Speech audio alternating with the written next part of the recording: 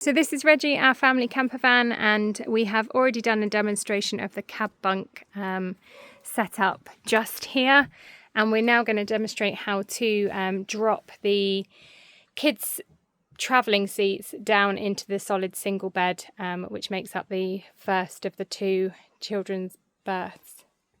There's a few different elements to dropping these seats, which Ray's going to demonstrate here. First of all, this middle section slides out of position it actually forms a part of the central part of the bed. The seat belts then underneath are within a little mechanism to enable them to slide more freely. So there's a little cut in the middle of the back there, as you can see. Ray's just sliding the belts through the middle. Then ensuring that the buckles are towards the top of the seat prevents them from disappearing down underneath the chair when it is slid down. And then underneath, right at the bottom here, is a little handle which is lifted, and then the seat itself simply slides forward. It's worthwhile holding those seat belts because it just prevents the seats from locking in position.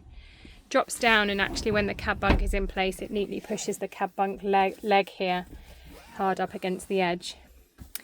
The piece that was then removed from the seats, which Ray's got just here, slides down in the middle to create the flat sleeping space. We also, for this bed, have a topper, single topper, which we keep the sheets on and is usually stowed up at the back on top of the double bed. And this simply folds out onto the bed.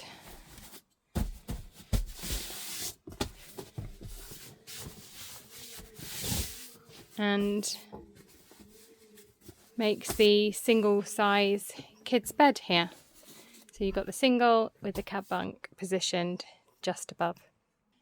As mentioned previously, the bedding is all kept underneath, and yeah, that then finalises the setup for the kids' beds. Ray's going to demonstrate now how we put the seats back up into the seated position.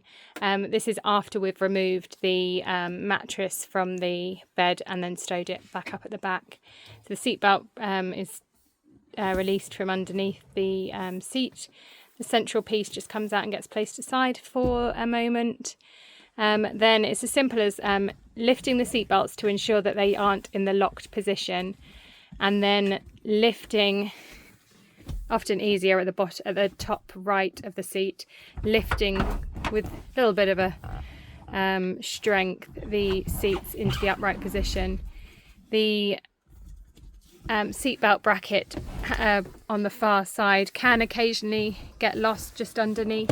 It's just a matter of reaching down and finding it before pushing the seats fully up into the upright position, using the lever underneath. Lock it in place. To lock it in place. There's a couple of different settings. We always choose the furthest most, and then it drops back down into the locked position.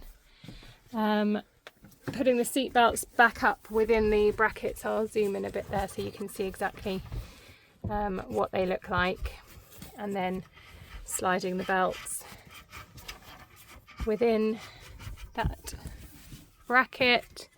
It just eases the run of the seat belts when they're in a slightly higher position than resting simply on the top of the seats. And then slide it back in. There's a little plastic section on the top of that cushion, again, which just eases the movement of the seat belts back into position. So that is the seats folded back up and ready for use.